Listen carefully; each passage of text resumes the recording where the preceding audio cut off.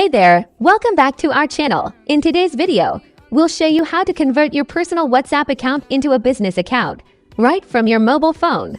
It's a simple process that can unlock a whole new range of features to help you connect with your customers and grow your business. So, let's get started. The first step is to ensure that you have a backup of your personal WhatsApp messages.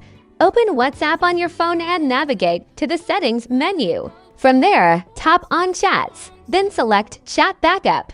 To be on the safe side, tap on Backup Now to create a recent backup of all your chats, media, and other important data. Now that your messages are backed up, it's time to download the WhatsApp Business app. Head over to the Google Play Store if you're using an Android device, or the Apple App Store if you're an iOS user. Look for the official WhatsApp Business app, which has a green icon with a white phone inside. Download and install the app on your phone. Once the WhatsApp Business app is installed, open it.